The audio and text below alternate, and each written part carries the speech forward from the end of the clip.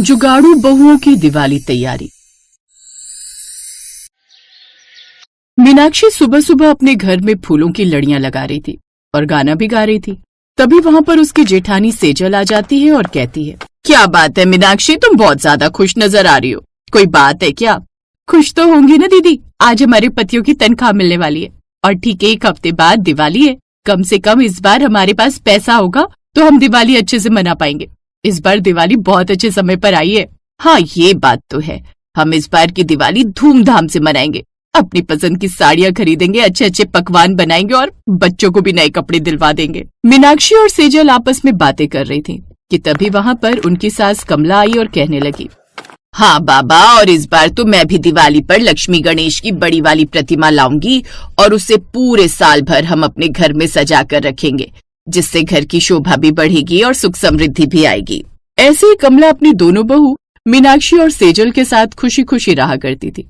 सब कुछ अच्छे से चल रहा था। तभी रात के समय पीयूष और पवन काम से आते हैं। उनका चेहरा उतरा हुआ था और उनका यूं उदास चेहरा देख कमला ने उनसे पूछा, क्या बात है, तुम दोनों इतने उदास क्यों हो? सब कुछ ठीक तो है ना?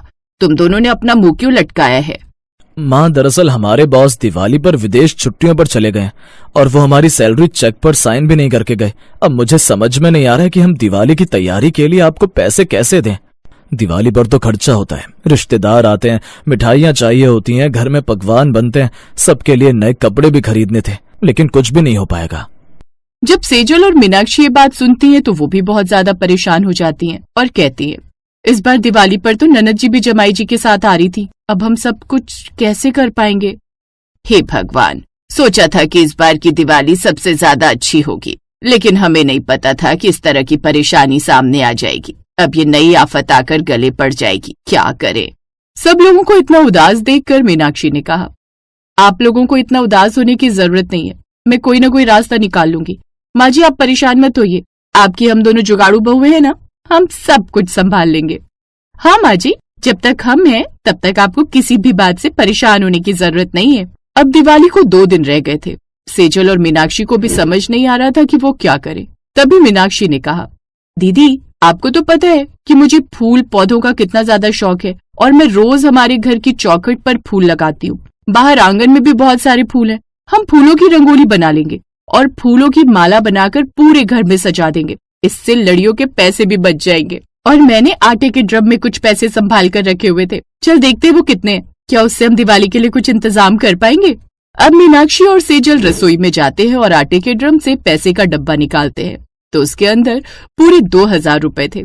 ये देखकर सेजल ने कहा, दिवाली के लिए पकवान बनाने हैं, पूजा का सामान लाना है, मिठाइयाँ चाहिए, इन सब में थोड़ा ज्यादा पैसा लगेगा, लेकिन हम कोशिश करेंगे तो शायद इस समस्या का हल निकाल पाए। अब सेजल और मीनाक्षी तैयार होकर दिवाली की शॉपिंग के लिए बाजार जाते हैं और सस्ते में मोमबत्ती और दिए ले आते हैं। दोनों थक कर घर आई तो कमला को दोनों ने देखकर कहा, क्या बात है माँ जी, आप बहुत ज्यादा परेशान नजर आ रही हैं, सब ठीक तो है ना?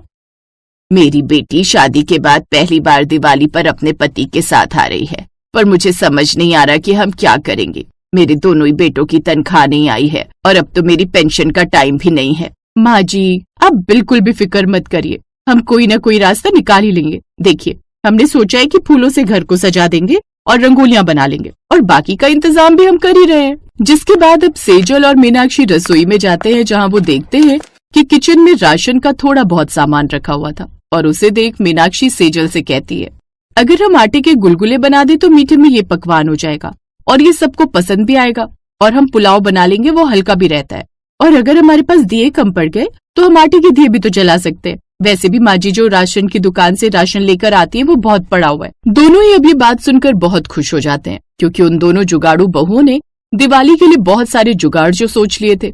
अब दिक्कत ये थी कि सब लोग क्या पहने। सेजल और मीनाक्षी बैठकर टीवी देख रहे थे, तभी टीवी पर नील का एक ऐड आता है, जिसे देख सेजल ने कहा, मीनाक्षी अगर हम सबको नए कपड़े पहनने हैं तो हम पुराने कपड़ों पर रंग भी तो कर सकते हैं, उससे भी तो वो अलग रंग के दिखेंगे। सेजल का ये आइडिया मीनाक्षी को बहुत पसंद आता है और वो दोनों इस आइडिया से काफी खुश होते हैं। जिसके बाद वो अपने बच्चों को भेजकर तरह तरह के रंग मंगवा लेते हैं और जो कपड़े उन्होंने शादी ब्याह में कभी पहने थे वो उन कपड़ों को अच्छे से गर्म पानी करके अलग रंग में रंग देते हैं। सेजल ने अपने गुलाबी रंग की साड़ी को गाढ़ा लाल रंग का कर दिया और बोली, ये साड़ी लाल रंग में कितनी सुंदर लग रही है। अगर मुझे पहले पता होता तो मैं गुलाबी रंग की साड़ी की जगह लाल रंग की साड़ी खरीद लेती। तभी मीनाक्षी ने अपना एक लहंगा निकाला जो कि उसने अपनी ननद की शादी में पहना था। वो लहंगा नीले रंग का था, जिसे देख मीनाक्षी ने कहा, मुझे शुरू से ही संतरी रंग का लहंगा चाहिए था और अब मैंने सोचा है कि मैं इसे संतरी रंग में रंगूंगी। मीनाक्षी ने नीले रंग के लहंगे को संतरी रंग का बना दिया और वो भी बहुत सुंदर लग रहा था। दोनों बहनों ने सारे कपड़े रंग कर छत पर सुखा दिए और उसे अच्छे से प्रेस करके तैयार कर दिया। जैसे उसकी सास ने ये सब देखा तो वो बहुत खुश हो गई और अपनी दोनों बहुओं से कहती है, ये क्या है बहू, ये साड़ी तो देखी देखी सी लग रही है लेकिन याद नहीं आ रहा कहाँ देखी है। माँ जी, आप ही की साड़ी है, बस पहले ये हरे रंग की थी और अब हमने इस साड़ी को बैंगनी रंग का बना दिया है, तभी आप इसे पहचान नहीं पा रही हैं। कमला ने अब उस साड़ी को गौर से देखा और कहने लगी, ये साड़ी तो इस रंग में और भी ज्यादा सुंदर लग रही है। सच में बहू, तुम दोनों ने कमाल का काम किया है। अब पूरे गली मोहल्ले, यहाँ तक कि मेरी खुद की बेटी भी नहीं पहचान पाएगी कि मैंने नई साड़ी पहनी है या पुरानी, क्योंकि ये पुरानी साड़ी बिल्कुल नई जैसी दिख रही है। सच में तुम दोनों जुगाड़ू बहू की जोड़ी कमाल की है। अब जुगाड़ू बहू का जादू ऐसे ही चल रहा था। उन्होंने दिवाली की सुबह सबसे पहले घर में पूजा की। मीनाक्षी बहुत सारे फूल तोड़ लाई और उसने पूरे घर को फूलों से सजा दिया, जिससे पूरे घर में खुशबू फैल गई। शाम के समय उन्होंने मिट्टी और आटे के दिए जलाकर घर को रोशन किया। तभी ननद भी अपने पति के साथ आ गई। माँ, भाभी, आप सबको हैप्पी दिवाली। कैसे आप सब लोग? हम सब बिल्कुल ठीक है, तुम बताओ तुम कैसी हो? अरे ननद जी, शादी के बाद पहली बार दिवाली पर घर आई हैं, तो उन्हें जो इस तरह बाहर ही खड़ा रखेंगे या घर में भी लेंगे? ननद जी, आप घर में बैठो और हाँ, तुमको भी हैप्पी दिवाली। भाभी की बात सुनकर ननद अपने पति के साथ घर के अंदर आ जाती है और वो घर देखकर हैरान थी, क्योंकि घर में एक अजीब सी खुशबू फैली हुई थी। उसके पति को भी ये सब कुछ बहुत अच्छा और अनोखा लग रहा था। जैसे गांव में सीधी और सरल दिवाली मनाई जाती है, उन्हें नहीं पता था कि जुगाड़ू बहू ने कितने अच्छे इंतजाम किए थे। थोड़ी देर में खाने का समय होता है।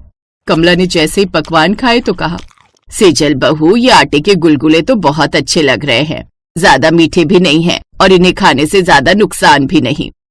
और माँ, ये बेसन के लड्डू तो देखिए, ये भी सेजल और मीनाक्षी ने घर पर बनाए, कितने अच्छे बने, एकदम नरम, और चीनी भी बिल्कुल उतनी ही डाली हुई है जितनी जरूरत होती है, वरना दिवाली पर तो ज्यादा मिठाई खाने से जी खराब हो जाता है, पर ये लड्डू खाकर तो मन भर ही नहीं रहा है। जब मैंने सुना कि पवन भैया और बड़े भैया की सैलरी नहीं आई है तो मैं सोच में पड़ गई थी कि आप लोग दिवाली की तैयारी कैसे करोगे, इसलिए घर को सजाने का और बाकी का सामान मैं लेकर आई थी। लेकिन यहाँ तो आने के बाद मुझे कुछ और ही देखने को मिला। मेरी दोनों जुगाड़ू भाभीयों ने दिवाली की बहुत अच्छी तैयारी की थी और मुझे आप लोगों को कुछ देने का मौका ही नहीं मिला। सच में मैं बहुत भाग्यशाली हूँ जो ये दोनों जुगाड़ू बहुएं मेरे घर में आई और इन्होंने मेरी दिवाली को और भी ज्यादा रोशन कर दिया। भगवान ऐसी बहुएं सबको दे। अपने परिवार वालों के मुंह से सेजल और मीनाक्षी अपनी तारीफ सुनकर खुश हो जाती हैं और इस तरह मीनाक्षी और सेजल ने अपने घर वालों को खुशी से दिवाली मनाने का मौका दिया और इस तरह कम ही खर्चे में गरीब परिवार की दिवाली जुगाड़ू बहू के जुगाड़ की वजह से संपन्न हुई।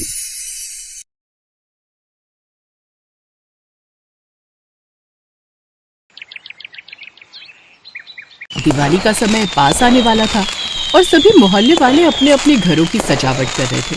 संगीता गली में झाड़ू लगा रही थी, तभी उसकी पड़ोसन अनीता उससे बोलती है, अरे ध्यान से संगीता भाभी, धीरे झाड़ू लगाइए ना, सारी मिट्टी मेरे ही दरवाजे पर आ रही है। अच्छा, मैं तो घर के बाहर झाड़ू लगा रही हूँ और तुझे इतनी दिक्कत है तो खुद ही साफ कर ले। तभी उसका पति अनुज बोलता है, अरे भाभी, वो मिट्टी आकर दरवाजे पर बैठ जाती है ना, इसीलिए वो बोल रही है। तुम मर्द लोग तो बस बहाने बनाना जानते हो। एक तो वैसी दिवाली कितनी साफ सफाई करके मेरी कमर दुख रही है, लो आओ खुद ही आकर सफाई कर लो। इसी तरह उनके बीच लड़ाई का टॉपिक शुरू हो जाता है।